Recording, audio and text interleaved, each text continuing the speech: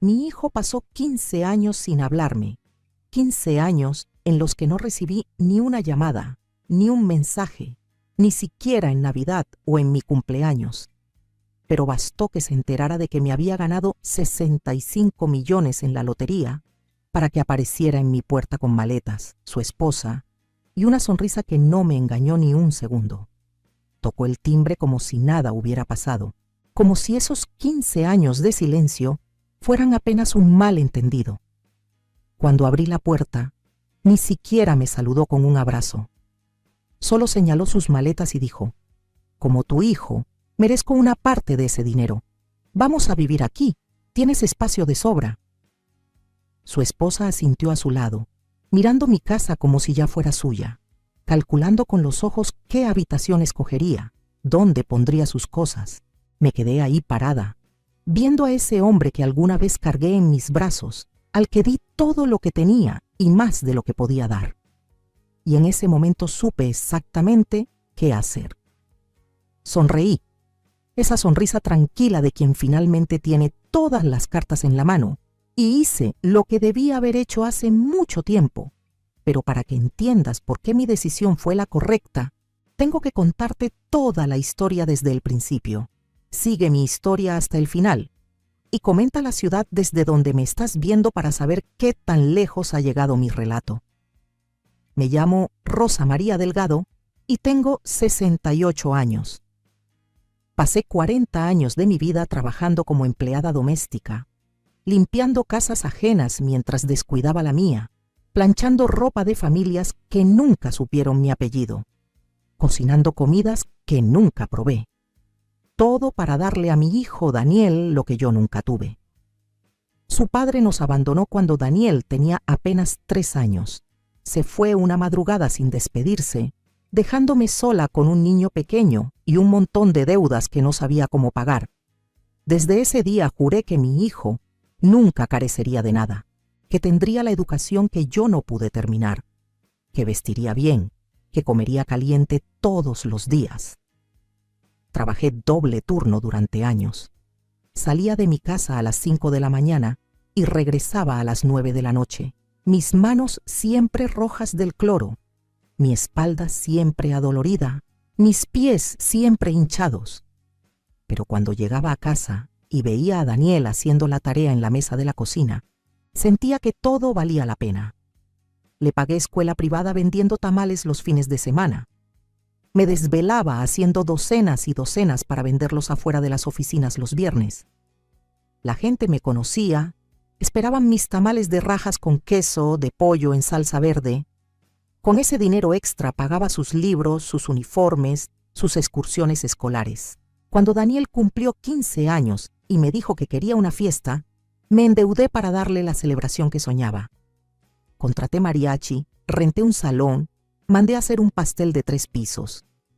Mis amigas me decían que estaba loca, que era demasiado, pero yo quería que mi hijo se sintiera especial, que supiera que aunque no tuviera padre, tenía una madre que lo amaba más que a su propia vida.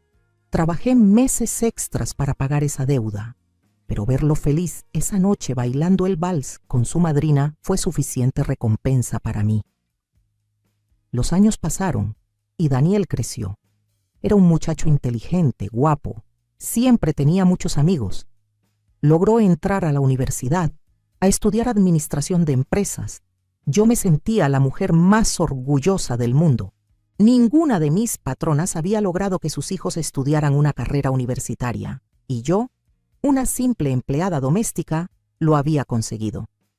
Seguí trabajando para pagar su universidad, sus libros, su transporte, su comida. A veces no comía yo para que le alcanzara el dinero a él para salir con sus amigos. Me decía que necesitaba hacer contactos, que esas amistades le servirían en el futuro, y yo le creía, nunca le negué nada. Cuando Daniel conoció a Vanessa en su último año de universidad, yo quise creer que era una buena muchacha. Venía de una familia con dinero. Su padre tenía negocios de importación, vivían en una de las colonias elegantes de la ciudad. La primera vez que la trajo a casa, vi cómo miraba mi pequeña sala con desdén, cómo arrugó la nariz cuando le ofrecí café en mis tazas despotilladas. pero Daniel parecía enamorado, y yo pensé que tal vez ella lo ayudaría a salir adelante, que su familia podría abrirle puertas que yo nunca podría. Me equivoqué. Vanessa comenzó a cambiar a mi hijo. Poco a poco, casi sin que me diera cuenta, Daniel empezó a sentir vergüenza de mí. Ya no me presentaba como su madre cuando nos encontrábamos con sus amigos en la calle. Una vez fuimos al centro comercial juntos, algo que rara vez hacíamos, porque yo no tenía dinero para comprar ahí, pero era su cumpleaños y quería invitarlo a comer. Nos topamos con unos compañeros suyos de la universidad y Vanessa. Daniel fingió no verme. Siguió caminando y me dejó ahí parada, saludando al aire como una tonta. Esa noche lloré, pero cuando llegó a casa le preparé su cena favorita de todas formas. Siempre fui así de tonta. Después de graduarse, Daniel consiguió un trabajo en la empresa del padre de Vanessa. Dejó de vivir conmigo. Se mudó a un departamento en la zona bonita de la ciudad. Me dijo que necesitaba independencia, que ya era un hombre hecho y derecho. Lo entendí, aunque mi casa se sintió vacía sin él. Pero lo que no entendí fue cuando dejó de visitarme. Al principio venía los domingos a comer. Yo le acaba su mole favorito, ese que me llevaba 2 días preparar.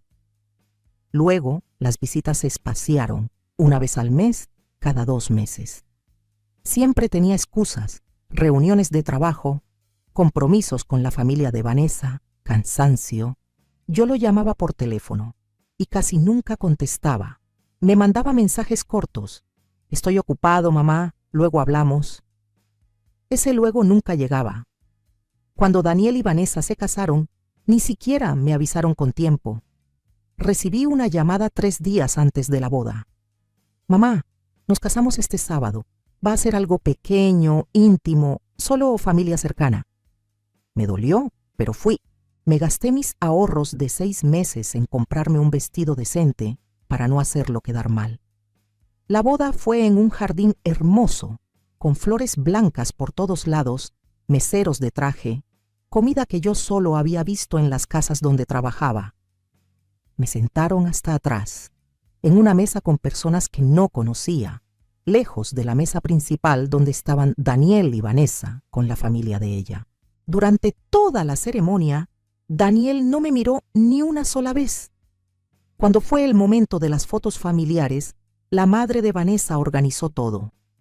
Fotos con la familia del novio, dijeron, y solo llamaron a Daniel. Él no me buscó, no preguntó por mí. Me quedé sentada en mi mesa, viendo cómo posaban para el fotógrafo, sintiendo que me arrancaban el corazón pedazo a pedazo. Las cosas empeoraron después de la boda. Daniel prácticamente desapareció de mi vida. Ya no contestaba mis llamadas, bloqueó mi número de WhatsApp. Cuando iba a su departamento, nunca me abrían la puerta, aunque yo sabía que estaban adentro porque veía el coche de Vanessa estacionado afuera. Una vez, me quedé tocando el timbre durante media hora bajo el sol, hasta que un vecino me dijo que mejor me fuera, que se veía mal una señora mayor rogando que le abrieran la puerta. Sentí tanta vergüenza que nunca volví. Traté de hablar con él por todos los medios. Le escribía cartas y se las dejaba con el portero del edificio. Nunca recibí respuesta. Le mandaba mensajes a su correo electrónico del trabajo. Nada. Era como si me hubiera muerto para él, como si esos años de sacrificio, de amor, de desvelos, no hubieran existido nunca. Me enteré por Facebook que habían tenido una niña. Vi las fotos que Vanessa publicaba. Mi nieta, una bebé hermosa de ojos grandes y mejillas redondas. Intenté comunicarme para conocerla, para estar presente, pero fue inútil. Vanessa me bloqueó de todas sus redes sociales. Le mandé regalos a través de una amiga que trabajaba cerca de su casa. Nunca supe si los recibieron. Mi nieta cumplió 1 año, 2 años, 3 años, y yo solo la conocía por las fotos que me mostraban las señoras del mercado que seguían a Vanessa en redes sociales porque les daba pena mi situación. Esos fueron los años más oscuros de mi vida. Seguía trabajando, limpiando casas, pero ya sin propósito. ¿Para qué ahorraba? ¿Para quién me esforzaba? Caí en una depresión terrible, dejé de comer bien, Bajé tanto de peso que mis amigas se asustaron. Una de mis patronas, la señora Marta, me llevó al doctor porque me veía muy mal. Me diagnosticaron presión alta y diabetes del susto. Tuve que empezar a tomar medicamentos que costaban casi la mitad de lo que ganaba al mes. Pero lo peor no era la enfermedad del cuerpo, era la del alma. Me preguntaba todas las noches qué había hecho mal, dónde me había equivocado como madre. Repasaba cada momento de la crianza de Daniel buscando el error, el momento en que dejé de ser suficiente para él. Tal vez lo malcrié demasiado, tal vez debí ser más estricta, tal vez no debí sacrificarme tanto. Esas preguntas me comían viva. Pasaron 15 años así. 15 años sin ver a mi hijo, sin escuchar su voz, sin saber de mi nieta que ya no era una bebé, sino una adolescente que no sabía que yo existía. 15 años trabajando, sobreviviendo, envejeciendo sola en esa casita que antes estuvo llena de risas cuando Daniel era niño, y ahora solo guardaba silencio y recuerdos que dolían. Mis amigas me decían que lo olvidara, que era un mal hijo, que merecía algo mejor. Pero una madre no olvida, no puede apagar ese amor ni aunque quiera. Todo cambió un martes de febrero. Ese día había ido como todas las semanas a comprar mi billete de lotería. Era una costumbre que tenía desde hacía 20 años. Todos los martes compraba el mismo número, una combinación que había formado con las fechas de nacimiento mía y de Daniel. Nunca esperé ganar nada. Era más bien una ilusión, algo que me hacía sentir que todavía podía soñar. La señora que vendía los billetes en el puesto del mercado ya me conocía, siempre me guardaba mi número. Ese martes en particular me sentía especialmente cansada. Había trabajado todo el día limpiando una casa de 3 pisos, me dolían las rodillas, la espalda me mataba. Solo quería llegar a mi casa, prepararme un té de manzanilla y acostarme temprano. Compré mi billete como siempre y me fui. El miércoles en la noche estaba viendo mi telenovela cuando interrumpieron la programación para el sorteo de la lotería. Casi ni presté atención. Tenía mi billete guardado en el cajón de la cocina donde siempre los guardaba antes de tirarlos. Pero algo me hizo poner atención esa noche. Empezaron a cantar los números y con cada número que coincidía sentía que el corazón se me salía del pecho. 1, 2, 3, 4, 5, 6. Los 6 números. Me quedé paralizada viendo la televisión, segura de que había escuchado mal, de que era un error. Fui temblando a la cocina, saqué el billete, verifiqué los números una y otra vez. Era real. Había ganado 65 millones de pesos. Me senté en el piso de la cocina y lloré. Lloré de la emoción, del miedo, de la incredulidad. A mis 68 años, después de toda una vida de pobreza y trabajo, la suerte finalmente me había sonreído. No dormí esa noche. Me quedé despierta pensando en todo lo que podría hacer con ese dinero. Por primera vez en mi vida no tendría que preocuparme por pagar la luz, el agua, los medicamentos. Podría dejar de trabajar, descansar mis huesos cansados, tal vez hasta viajar, conocer la playa que siempre había visto en las revistas de las salas de espera. Y por supuesto, pensé en Daniel. Pensé que tal vez esto era una oportunidad, que con este dinero podría ayudarlo si lo necesitaba. Estar presente para mi nieta, recuperar de alguna forma esos 15 años perdidos. A la mañana siguiente fui a cobrar mi premio. El proceso fue largo, tuve que ir varias veces a las oficinas de la lotería, firmar papeles, hablar con abogados. Me asignaron un asesor financiero que me explicó cómo debía manejar el dinero. Me recomendó no contarle a nadie, mantenerlo en secreto por mi seguridad. Le hice caso. No le dije a nadie excepto a mi amiga Lupita, que había sido mi confidente durante todos estos años difíciles. Lupita lloró conmigo de la felicidad. Decidí no buscar a Daniel para contarle. Si en 15 años no había querido saber nada de mí, no iba a aparecer ahora solo por el dinero. Primero me ocupé de mí misma. Fui al médico, un médico privado de verdad. no del centro de salud donde me hacían esperar 5 horas para una consulta de 10 minutos. Me hicieron estudios completos, me ajustaron los medicamentos, me pusieron en tratamiento adecuado. Compré todo lo que me recetaron sin tener que estar calculando si me alcanzaba o si tendría que elegir entre la medicina y la comida. Arreglé mi casa. Contraté a alguien que reparara todas las goteras del techo que llevaban años sin arreglar. Pinté las paredes, cambié los muebles viejos por unos nuevos y cómodos. Puse piso nuevo en toda la casa, instalé aire acondicionado, compré una estufa de esas modernas que siempre había querido. Mi casita quedó preciosa. Ya no me daba pena invitar a mis amigas. Pero no compré nada ostentoso, nada que llamara la atención de los vecinos. Seguía siendo la misma casa por fuera, humilde y sencilla, pero por dentro era un palacio para mí. Renuncié a mi trabajo. Después de 40 años limpiando casas ajenas, finalmente podía limpiar solo la mía. Mis patronas se sorprendieron, me preguntaron si estaba enferma, si necesitaba ayuda. Les dije simplemente que ya era tiempo de retirarme, que quería disfrutar mis últimos años con tranquilidad. La señora Marta, que siempre había sido buena conmigo, lloró cuando me despedí. Me dio un abrazo largo y me deseó lo mejor. Por primera vez en décadas, desperté sin despertador, sin tener que correr a tomar el camión, sin tener que planear mi día alrededor de las casas que tenía que limpiar. Me levantaba cuando mi cuerpo me pedía, desayunaba con calma, veía mis programas favoritos, salía a caminar al parque. Era una vida sencilla, tranquila, pero para mí era el cielo.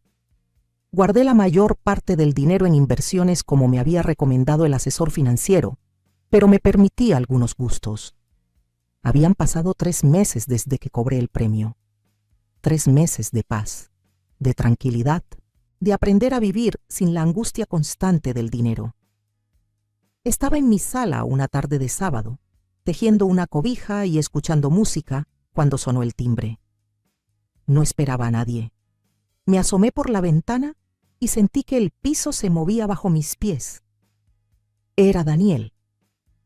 Después de 15 años de silencio, ahí estaba, parado frente a mi puerta con Vanessa a su lado y 3 maletas grandes. Mi primer instinto fue correr a abrazarlo, ese impulso maternal que ningún abandono puede borrar del todo. Pero algo en su postura, en la forma en que miraba mi casa, me detuvo. Respiré hondo y abrí la puerta. No me saludó con un abrazo, no me pidió perdón por los 15 años de silencio, no me preguntó cómo estaba. Lo primero que salió de su boca fue: «Mamá, ya sé que te ganaste la lotería. Como tu hijo, merezco una parte de ese dinero. Vamos a vivir aquí, tienes espacio de sobra». Me quedé muda. Vanessa sonreía a su lado, esa sonrisa falsa que ya conocía desde la primera vez que la vi. Daniel siguió hablando como si estuviera discutiendo un negocio. «Investigué y sé exactamente cuánto ganaste. 65 millones. Yo soy tu único hijo, tu única familia, así que legalmente me corresponde la mitad. Pero soy generoso, no voy a pelear por eso. Solo quiero que nos dejes vivir aquí, que nos mantengas a mí, a Vanessa y a Camila, y que nos des una mensualidad razonable. Digamos que $500,000 al mes para nuestros gastos». No podía creer lo que estaba escuchando. Vanessa asintió y agregó: «Es lo justo, Rosa María. Después de todo, tú ya viviste tu vida, ya estás vieja. Nosotros todavía somos jóvenes, tenemos una hija que criar, necesitamos ese dinero más que tú. Además, ¿para qué quieres tanto dinero a tu edad? No te vas a llevar nada cuando te mueras». Sentí una rabia que no había sentido nunca en mi vida. Pero también sentí algo más, una claridad fría y cristalina. En ese momento vi a mi hijo tal como era, no como yo había querido creer que era durante todos estos años. Vi a un hombre egoísta, manipulador, que solo se acordaba de que tenía madre cuando le convenía. Vi a la mujer ambiciosa que lo había ayudado a convertirse en esto, y tomé una decisión. Los miré a los dos ahí parados, tan seguros de sí mismos, tan convencidos de que yo sería la misma mujer sumisa de siempre, la que nunca decía que no, la que se dejaba pisotear con tal de tener migajas de cariño. Sonreí. Fue una sonrisa tranquila, casi dulce. «Pasen», les dije. «Vamos a hablar con calma». Vi el brillo de victoria en los ojos de Vanessa. Pensó que había ganado.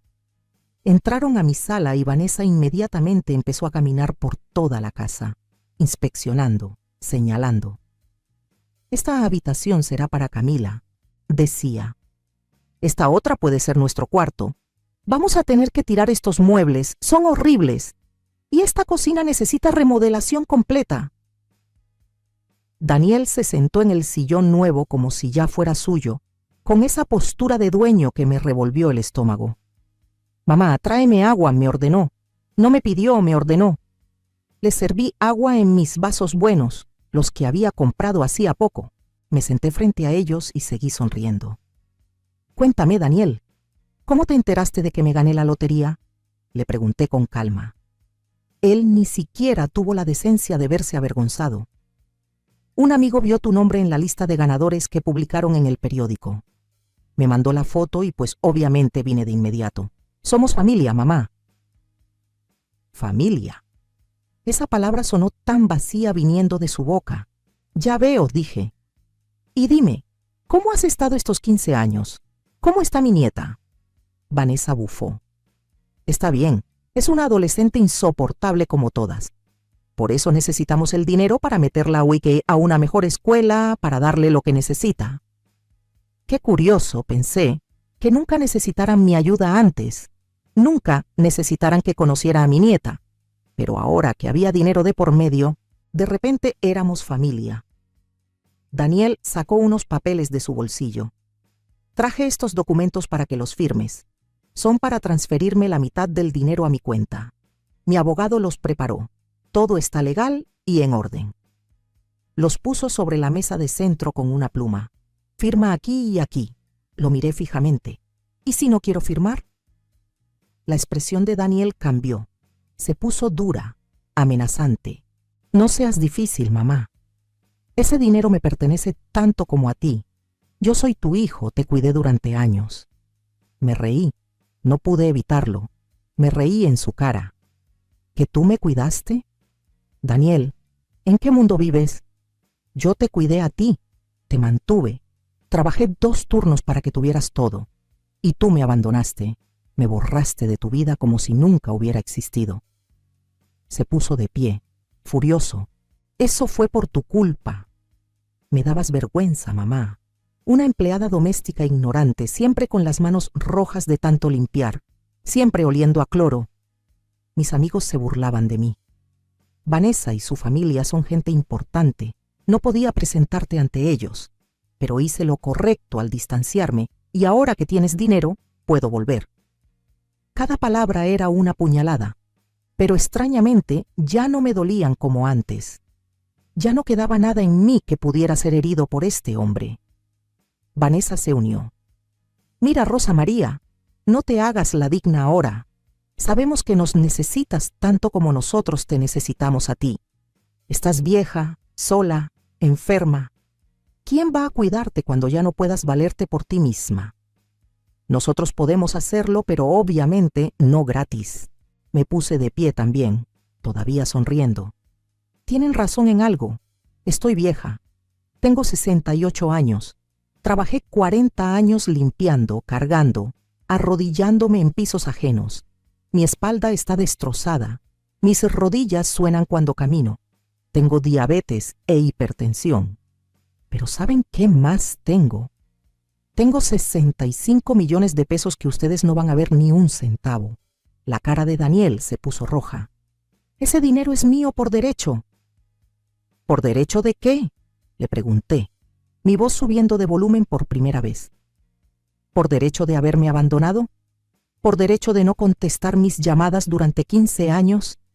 ¿Por derecho de no dejarme conocer a mi nieta? ¿Por derecho de sentir vergüenza de la madre que se mató trabajando por ti?». Vanessa intentó tomarme del brazo, con esa voz melosa y falsa. «Rosa María, no te alteres. Piensa en tu presión. Mira, Seamos razonables. No tienes que darnos todo, solo ayúdanos un poco. Estamos en una situación difícil. ¿Situación difícil? Repetí. Cuéntame más de esa situación difícil. Y ahí fue donde cometieron su error. Pensaron que mi pregunta era señal de debilidad, de que estaba cediendo. Daniel se sentó de nuevo, más calmado, calculando. El negocio del suegro quebró hace 2 años. Perdimos todo. Tuvimos que vender el departamento, el coche. Estamos rentando un lugar horrible en las afueras. Vanessa tuvo que empezar a trabajar, ¿te imaginas? Ella nunca había trabajado en su vida.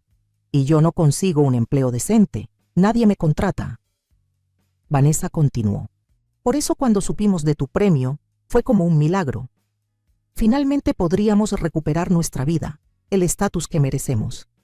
No es justo que tú, que ni siquiera sabes qué hacer con tanto dinero, lo tengas todo mientras nosotros sufrimos. Los escuché con atención. Dejé que siguieran hablando, que se hundieran más y más. Daniel detalló sus planes. Querían que comprara una casa grande en su nombre, un coche nuevo, que pagara la escuela privada de Camila, que les diera una tarjeta de crédito sin límite.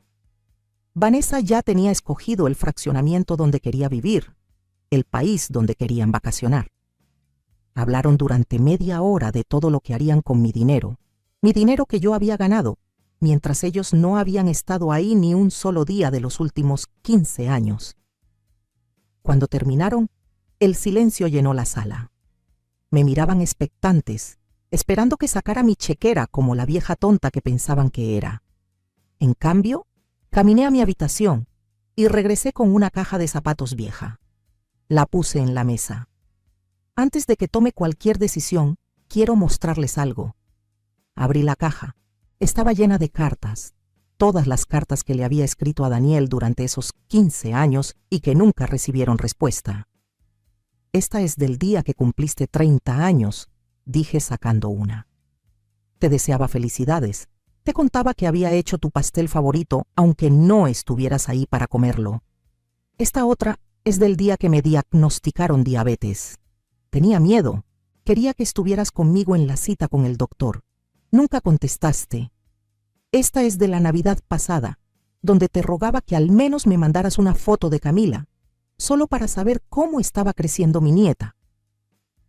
Seguí sacando cartas, una por una, leyendo fragmentos. Daniel miraba para otro lado, incómodo. Vanessa revisaba su teléfono, desinteresada. Esto no viene al caso, dijo Daniel.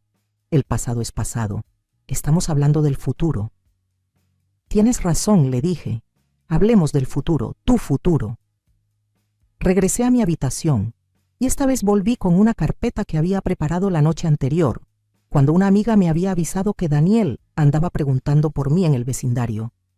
Sabía que vendría. Abrí la carpeta y saqué varios documentos. ¿Sabían que contraté a un investigador privado? Les dije. Las caras de ambos palidecieron. En estos 3 meses que he tenido dinero, me di el lujo de averiguar qué había sido de mi hijo y descubrí cosas muy interesantes. Puse el primer documento sobre la mesa. Este es un reporte de todas las deudas que tienen. No solo perdieron el departamento y el coche, están endeudados hasta el cuello. Le deben dinero a 3 bancos, a casas de empeño, hasta a prestamistas informales. Deben casi 2 millones de pesos. Daniel intentó hablar, pero lo callé. No he terminado. También descubrí que la razón por la que te corrieron del negocio de tu suegro no fue porque quebró. Fue porque descubrieron que estabas desviando dinero de la empresa a tu cuenta personal. Tu suegro no te denunció por lástima a su hija, pero te echó y te prohibió volver a acercarte. Vanessa se puso de pie de un salto. Eso es mentira. ¿Quién te dijo esas cosas? Está todo documentado aquí, dije tranquilamente señalando los papeles. Declaraciones, estados de cuenta, todo. Pero hay más. También sé que Vanessa, tú no estás trabajando honestamente. Estás involucrada en una estafa piramidal, vendiendo productos milagro a señoras del vecindario, prometiéndoles resultados que sabes que no van a obtener. Tengo aquí testimonios de al menos 10 mujeres que quieren demandarte. La cara de Vanessa Pasó de blanca a roja de la furia. No tienes derecho a investigarnos. Eso es invasión a la privacidad. Tengo todo el derecho, respondí. Ustedes vinieron a mi casa a exigir mi dinero, a amenazarme. Tengo derecho a saber con quién estoy tratando. Saqué más papeles. Y finalmente, lo más interesante de todo. Camila, mi nieta. Ella no es una adolescente insoportable como dijiste, Vanessa. Es una niña dulce, inteligente, que saca excelentes calificaciones a pesar de que ustedes la tienen descuidada. Hablé con su maestra, con la directora de su escuela. Camila a veces va sin desayunar, su ropa está vieja y descosida, nunca tiene dinero para las actividades escolares. Pero ¿saben en qué sí gastan dinero? En apuestas. Daniel, tienes una adicción al juego. Frecuentas casinos cada fin de semana. Apuestas en peleas de gallos, en carreras de caballos. Has perdido en el último año el equivalente a lo que costaría mantener dignamente a tu hija por 5 años. Daniel estaba temblando de rabia. Se acercó a mí amenazante. Dame ese dinero ahora, vieja estúpida, o te juro que... ¿O qué? Lo interrumpí sin retroceder. Vas a pegarme. Hazlo. Tengo cámaras de seguridad en toda la casa. Cualquier cosa que hagas quedará grabada. Era verdad. Había instalado cámaras la semana anterior, precisamente porque sospeché que algo así podría pasar. Daniel se detuvo. Se pasó las manos por el pelo, desesperado. Vanessa cambió de táctica. Se arrodilló frente a mí, con lágrimas falsas rodando por sus mejillas. Por favor, Rosa María, perdónanos. Tienes razón, hemos sido malos, hemos cometido errores, pero lo hicimos porque estábamos desesperados. Dale una oportunidad a tu hijo de cambiar, de ser mejor. Por Camila, por tu nieta. La miré con desprecio. No uses a mi nieta para manipularme. Si realmente te importara esa niña, no la tendrías viviendo en las condiciones en las que vive. Me senté de nuevo, tomé un sorbo de agua, dejé que la tensión creciera. Ellos me miraban con odio, con miedo, con desesperación. Ahora voy a decirles qué va a pasar, dije con voz calmada pero firme. 1, no van a vivir en esta casa, ni hoy ni nunca. 2, no van a recibir un solo peso de mi dinero, ni hoy ni nunca. 3, ya hablé con un abogado y redacté mi testamento. Todo mi dinero, cuando yo muera, irá para Camila, en un fideicomiso que solo podrá tocar cuando cumpla 25 años. Ustedes no podrán tocar ni un centavo. No puedes hacer eso, gritó Daniel. Soy tu hijo. Eres mi hijo, repetí. Y esa es precisamente la razón por la que esto me duele tanto. Pero sí puedo hacerlo y ya está hecho. El testamento está firmado, notariado, registrado. Es legal y vinculante. Vanessa me señaló con el dedo, histérica. Eres una vieja egoísta. Te vas a morir sola y amargada. Tal vez, le dije, pero voy a morir en paz, sabiendo que hice lo correcto, y no voy a morir manteniendo parásitos. Daniel dio un paso hacia mí, y por un momento pensé que realmente iba a golpearme. Pero entonces sonó mi teléfono. Era mi amiga Lupita, llamando justo a tiempo como habíamos planeado. ¿Están ahí?, me preguntó. Sí, aquí están. Perfecto. Diles que la policía ya va en camino. Presenté la denuncia por las amenazas que te hicieron. Fue un farol. No había policía en camino, pero ellos no lo sabían. Daniel y Vanessa se miraron entre sí, aterrados. Tienen 2 opciones, les dije. Se van ahora mismo por su propio pie, toman sus maletas y no vuelven nunca. O espero a que llegue la patrulla y les muestro todas las pruebas que tengo de sus actividades ilegales. Ustedes eligen. No lo pensaron 2 veces. Tomaron sus maletas torpemente, tropezando entre ellos. Vanessa todavía intentó una última súplica. Al menos piensa en Camila, no la castigues por nuestros errores. No voy a castigarla, respondí. Al contrario, voy a hacer por ella lo que debía hacer hace mucho tiempo. No entendieron qué quise decir, y no me importó explicarles.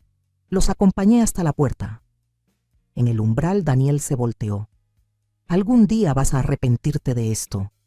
Vas a estar vieja, enferma, sola, y vas a rogar porque volvamos. Lo miré a los ojos, a ese hombre que alguna vez fue mi bebé, mi niño, mi razón de vivir. Si ese día llega, prefiero estar sola que mal acompañada. Ahora vete. Cerré la puerta en sus caras. Los escuché gritando afuera por unos minutos, amenazando, insultando. Luego se fueron. Me quedé ahí parada en mi sala en silencio, y entonces lloré. Lloré todo lo que no había llorado en 15 años, todo el dolor, la decepción, la tristeza. Lloré por la madre que fui, por el hijo que perdí, por los años que nunca iba a recuperar. Lloré hasta que no me quedaron más lágrimas, hasta que el cuerpo me dolió de tanto sollozar. Pero cuando terminé de llorar, sentí algo que no había sentido en mucho tiempo, alivio.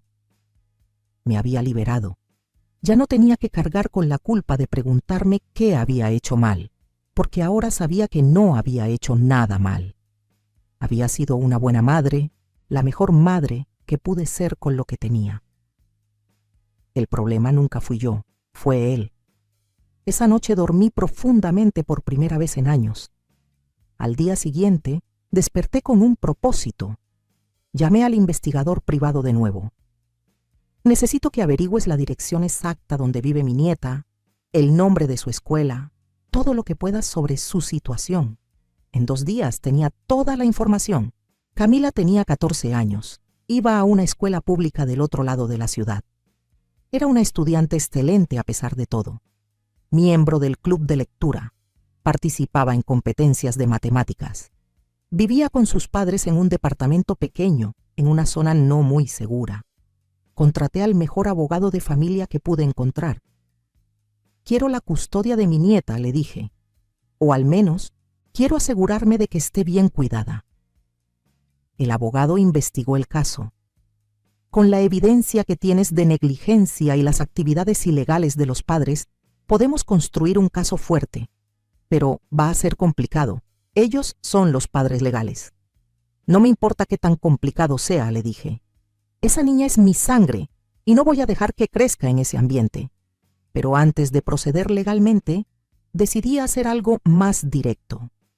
Esperé a que fuera un día de clases, me arreglé bien, tomé un taxi y fui a la escuela de Camila. Hablé con la directora, le expliqué la situación, le mostré documentos que probaban que era su abuela. Solo quiero conocerla, le dije.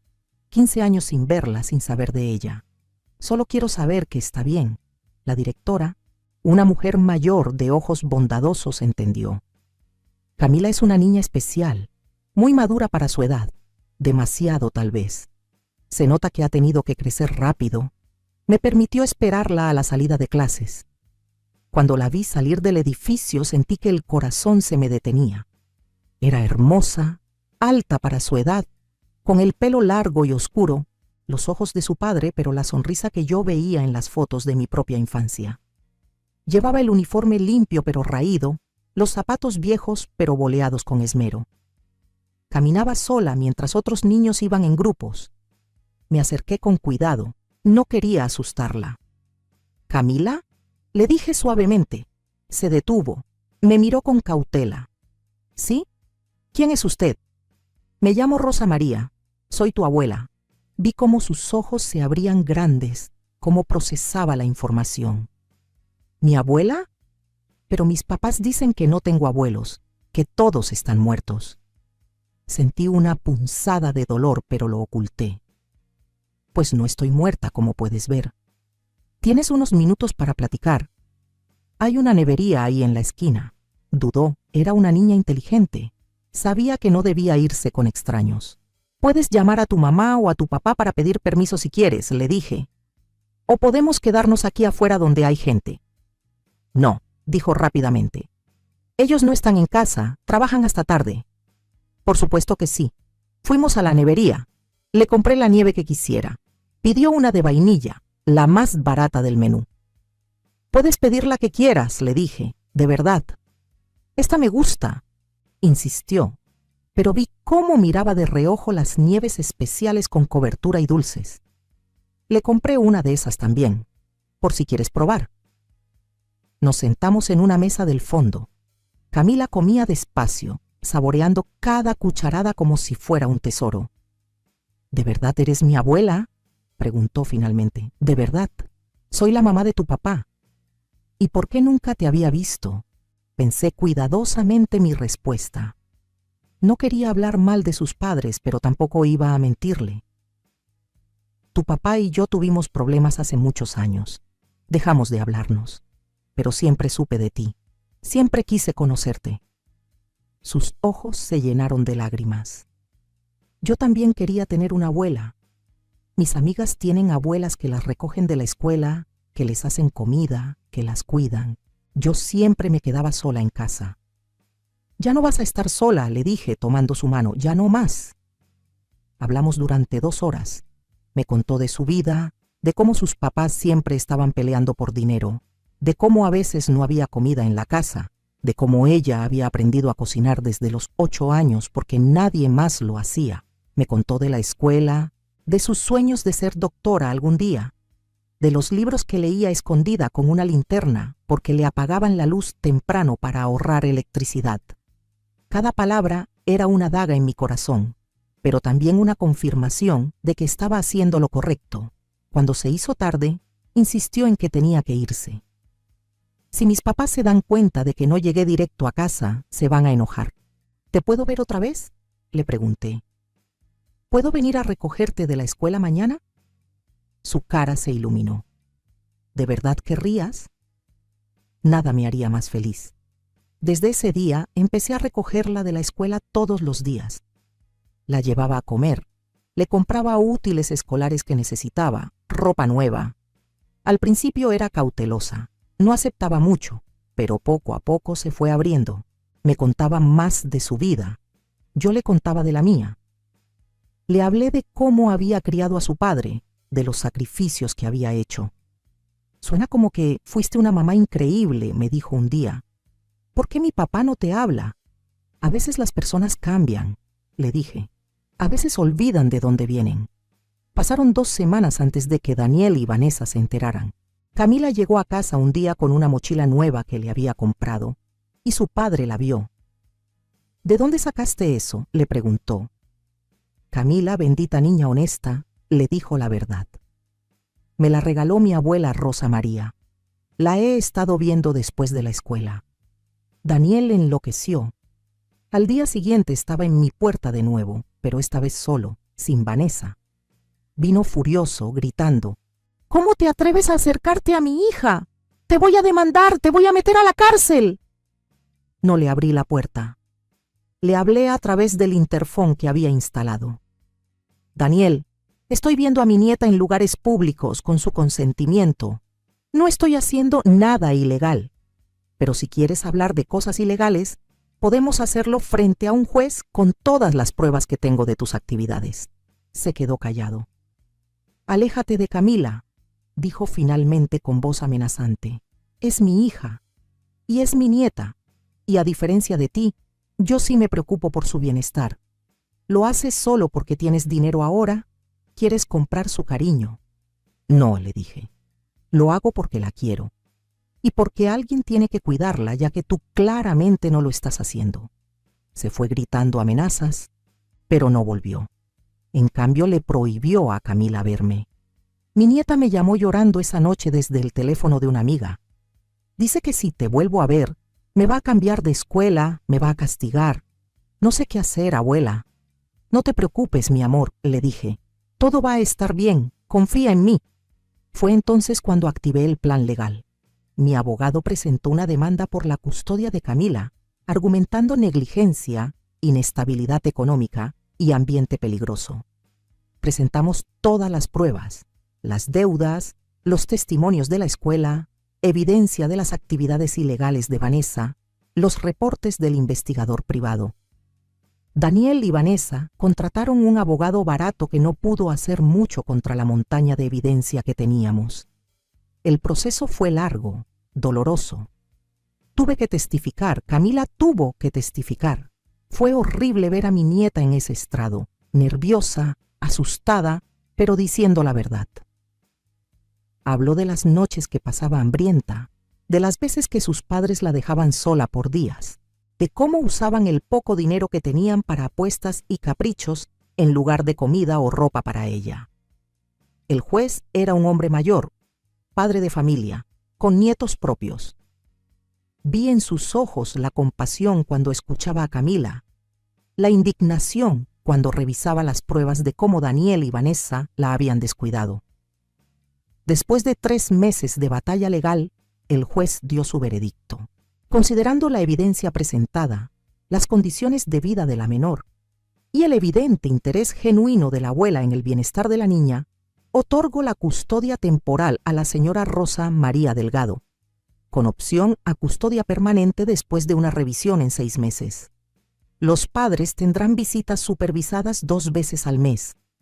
Daniel y Vanessa gritaron, protestaron, amenazaron con apelar, pero no tenían dinero para otro abogado, para otro proceso.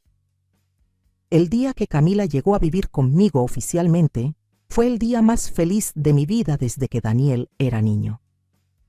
Había preparado su habitación con todo lo que una adolescente de 14 años podría querer. Una cama cómoda con cobijas suaves, un escritorio para hacer su tarea, libreros llenos de libros nuevos, ropa bonita en el closet. Cuando entró a su cuarto, se quedó parada en la puerta sin palabras. «¿Todo esto es para mí?», preguntó con voz temblorosa. «Todo», le dije, «y mucho más». Se abrazó a mí y lloró. Lloró todas las lágrimas que había guardado durante 14 años de negligencia y abandono. Y yo lloré con ella, pero estas eran lágrimas de felicidad, de alivio, de esperanza. Los primeros meses fueron de ajuste. Camila estaba tan acostumbrada a cuidarse sola que le costaba trabajo dejar que yo la cuidara. Se levantaba temprano para hacer el desayuno, limpiaba su cuarto obsesivamente, tenía miedo de gastar agua o luz. «Mi amor», le decía, «no tienes que preocuparte por esas cosas. Déjame cuidarte a mí». Poco a poco fue entendiendo que estaba segura, que no le iba a faltar nada, que podía ser una niña por primera vez en su vida. Empezó a sonreír más, a reír. La inscribí en clases de pintura que siempre había querido tomar, pero nunca pudo. Resultó que era talentosa, increíblemente talentosa. Contraté tutores para ayudarla con la escuela, aunque ya era excelente estudiante. Sus calificaciones mejoraron aún más. Participó en una competencia estatal de matemáticas y ganó 3er lugar. Estuve ahí en el auditorio, aplaudiendo más fuerte que nadie, llorando de orgullo. Daniel y Vanessa venían a las visitas supervisadas, pero era obvio que lo hacían por obligación, no por amor. Se sentaban en la sala de visitas del juzgado, mirando sus teléfonos mientras Camila intentaba platicar con ellos. Después de unos meses empezaron a faltar a las visitas. Primero 1, luego 2 seguidas. Luego dejaron de venir del todo. Camila al principio se ponía triste. «¿Por qué no les importo, me preguntaba. «¿Qué hice mal?» «No hiciste nada mal, mi vida», le decía abrazándola. «A veces las personas no están listas para ser padres. No tienen lo que se necesita. Pero eso no significa que no seas digna de amor. Yo te amo y siempre voy a estar aquí». Cumplió 15 años y le hice la fiesta que siempre soñó. Invitamos a sus amigas de la escuela, contraté un DJ, decoré el jardín con luces y flores. Le compré un vestido hermoso, de esos que había visto en revistas pero nunca pensó que podría usar. Cuando bajó las escaleras para el vals, me recordó a mí misma de joven antes de que la vida me golpeara. Bailamos juntas, abuela y nieta, y en ese momento supe que todo el dolor había valido la pena. Había perdido a mi hijo, sí, pero había ganado a mi nieta, y ella me había devuelto el propósito que pensé que había perdido para siempre. Pasaron los 6 meses de custodia temporal y el juez la hizo permanente. Daniel no se opuso, ni siquiera se presentó a la audiencia. Firmó los papeles renunciando a sus derechos parentales sin siquiera leerlos. Necesitaba el dinero que le pagarían por firmar, dinero que iba directo a pagar sus deudas. Así de poco significaba su hija para él. Camila lloró cuando se enteró, pero también se sintió aliviada. Al menos ya no tengo que pretender que tengo un papá que me quiere, me dijo. Ahora puedo concentrarme en la familia que sí me ama. Los años siguientes fueron los mejores de mi vida. Vi a Camila florecer, convertirse en una joven hermosa, inteligente, compasiva. Se graduó de la secundaria con honores, entró a la mejor preparatoria de la ciudad con una beca completa. No por necesidad económica, sino por mérito. Decidió que quería estudiar medicina, tal como siempre había soñado. Quiero ayudar a personas como tú me ayudaste a mí, abuela, me dijo. En esos años, Daniel intentó contactarme un par de veces más. Siempre que estaba en problemas, que necesitaba dinero, que las cosas se ponían difíciles. Nunca le contesté. Había aprendido finalmente a poner límites, a decir no, a entender que no le debía nada a alguien que solo me buscaba por interés. Me enteré por conocidos en común que su vida siguió cuesta abajo. Vanessa finalmente lo dejó. Se fue con otro hombre que sí tenía dinero. Daniel quedó solo, viviendo en cuartos de renta, trabajando en empleos mal pagados, con sus adicciones cada vez peores. Parte de mí, esa parte maternal que nunca muere del todo, sentía pena por él. Pero la parte más sabia, la parte que había aprendido a través del dolor, sabía que no podía salvarlo. Él había tomado sus decisiones, había cavado su propio hoyo. Yo tenía que concentrarme en quien sí quería ser salvada, en quien sí valoraba mi amor y mi esfuerzo. Cuando Camila cumplió 18 años, tuvimos una conversación seria. Le expliqué todo sobre mi testamento, sobre el dinero que le esperaba cuando cumpliera 25. No quiero que pienses que el dinero es lo más importante, le dije. Quiero que estudies, que trabajes, que te hagas una mujer independiente. El dinero estará ahí como respaldo, pero tu verdadera riqueza será tu educación y tu carácter. Lo sé, abuela, me dijo, tomando mi mano. Me enseñaste que el dinero no compra la felicidad ni el carácter. Mira a mi papá. Persiguió el dinero toda su vida y terminó sin nada. Tú fuiste pobre durante años y eras rica en amor, en dignidad, en valores. Eso es lo que quiero ser.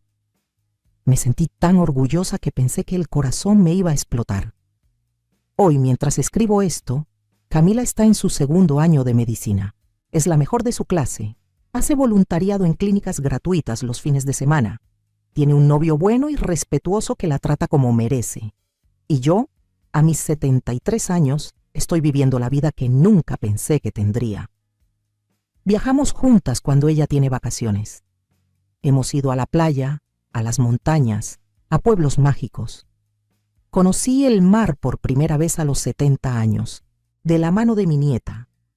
Lloré cuando sentí la arena bajo mis pies, las olas tocando mis tobillos. Lloré pensando en todo lo que me perdí, pero también agradeciendo todo lo que gané. Tengo amigas, una vida social activa. Tomo clases de baile, voy a retiros espirituales. Hago trabajo voluntario en un asilo ayudando a señoras mayores que no tienen familia. Les cuento mi historia, cómo recuperé mi dignidad, cómo aprendí a valorarme. Del dinero de la lotería me queda bastante. No lo gasté en lujos innecesarios. Invertí la mayor parte como me aconsejaron. Vivo cómodamente, sin lujos excesivos pero sin carencias. Ayudo a gente que lo necesita de verdad, no a parásitos que solo quieren aprovecharse. Financio becas para estudiantes de escasos recursos. Dono a comedores comunitarios, apoyo a mujeres que están en la misma situación en la que yo estuve. Madres solteras trabajando hasta el cansancio para sacar adelante a sus hijos. A veces me preguntan si me arrepiento de cómo manejé la situación con Daniel. Si hubiera sido diferente si le hubiera dado el dinero, si le hubiera abierto la puerta ese día, si hubiera cedido a sus demandas. Y mi respuesta siempre es la misma. No me arrepiento de nada. Porque darle ese dinero no lo hubiera cambiado, solo hubiera prolongado su autodestrucción y me hubiera hundido a mí en el proceso. A veces el amor verdadero significa decir que no, significa poner límites, significa dejar que las personas enfrenten las consecuencias de sus acciones. Durante años confundí el amor con el sacrificio desmedido, con decir que sí a todo, con permitir que me pisotearan con tal de mantener una relación.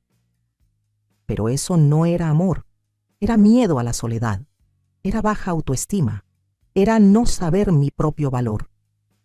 El verdadero amor, aprendí, empieza por amarse a uno mismo, por saber que mereces respeto, dignidad, reciprocidad, por entender que no tienes que prender fuego a ti misma para mantener calientes a otros. Hace unas semanas en el supermercado me encontré a Daniel. Se veía acabado, mucho mayor de lo que sus 45 años indicaban. Pelo canoso, ropa arrugada, la mirada perdida de alguien que ha tocado fondo. Me vio y por un segundo nuestros ojos se encontraron. Vi vergüenza en su mirada, tal vez arrepentimiento. Abrió la boca como para decir algo, pero yo simplemente seguí caminando. Ya no tenía nada que decirle, ya no sentía ni rabia ni dolor, solo indiferencia, y tal vez eso fue lo que más le dolió. Esa noche, Camila me preguntó si estaba bien. Le había contado del encuentro. ¿Todavía te duele, abuela?, me preguntó. No, le dije honestamente, ya no. Hice las paces con el pasado. Tu abuelo me abandonó, tu padre me abandonó, pero yo nunca me abandoné a mí misma, y gracias a eso te tengo a ti. Ella me abrazó fuerte. Gracias por pelear por mí, por no rendirte, por enseñarme lo que significa el amor verdadero. Gracias a ti por darme una segunda oportunidad de ser la abuela que siempre quise ser. Le respondí, la vida tiene formas curiosas de balancear las cosas. Perdí 40 años trabajando hasta el agotamiento, perdí a mi hijo por su propia elección, perdí tiempo que nunca voy a recuperar. Pero gané sabiduría, gané paz, gané la relación más hermosa con mi nieta, gané mi dignidad de vuelta. Y al final del día, eso vale más que cualquier cantidad de dinero. A todas las mujeres que están leyendo esto, que tal vez están en una situación parecida, que están siendo maltratadas, usadas, menospreciadas por hijos, esposos, familiares que solo las ven como un recurso y no como personas, les digo esto, ustedes valen. Valen más de lo que les han hecho creer. No tienen que aceptar migajas de afecto de personas que solo las buscan cuando necesitan algo. No tienen que justificar el maltrato con excusas de, es que es mi familia, es que es mi hijo, es que es mi sangre. La sangre no justifica el abuso. La familia no es quien comparte tu ADN, es quien te ama, te respeta, te valora. Pongan límites, digan no. Aléjense de personas tóxicas aunque compartan su apellido. No es egoísmo, es autopreservación. No es maldad, es cordura. Y si tienen la fortuna de tener un golpe de suerte como lo tuve yo, usen ese recurso para construirse una vida digna, para ayudar a quien realmente lo merece, no para mantener parásitos que nunca van a cambiar. El dinero no compra el amor, pero sí compra la libertad de elegir quién forma parte de tu vida. Úsenla sabiamente. Hoy, mientras veo a Camila estudiar en la sala, concentrada en sus libros de anatomía, sueño con el día que se gradúe como doctora. Estaré ahí en primera fila, con el pañuelo en la mano para secarme las lágrimas de orgullo. Y cuando me pregunten quién soy, diré con la cabeza en alto, soy su abuela, la mujer que la crió, que peleó por ella, que le enseñó que el amor verdadero no tiene condiciones.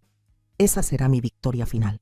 No el dinero que gané, no la casa bonita que tengo, no los viajes que hice. Mi victoria será haber roto el ciclo, haber criado a una mujer fuerte, independiente, compasiva, que sabe su valor y no va a permitir que nadie la trate como me trataron a mí. Porque ese es el verdadero legado que dejaremos en este mundo. No cuánto dinero acumulamos, sino qué tipo de personas formamos, qué valores transmitimos, qué ciclos rompemos. Así que sí, mi hijo pasó 15 años sin hablarme hasta que descubrió que había ganado 65 millones en la lotería. Apareció en mi puerta exigiendo lo que creía que le pertenecía. Y yo finalmente hice lo que debía haber hecho hace mucho tiempo. Cerré esa puerta y abrí una nueva, una que me llevó a la vida que merecía, a la relación que necesitaba, a la paz que tanto había buscado. ¿Qué harías tú en mi lugar? ¿Le habrías dado el dinero a tu hijo esperando que cambiara? ¿O habrías hecho lo mismo que yo? Comenta abajo, quiero saber tu opinión. Y si conoces a alguien que necesita escuchar esta historia, compártela. Tal vez sea justo lo que necesitan para encontrar el valor de cerrar puertas que debieron cerrarse hace tiempo y abrir las que les llevarán a su verdadera felicidad.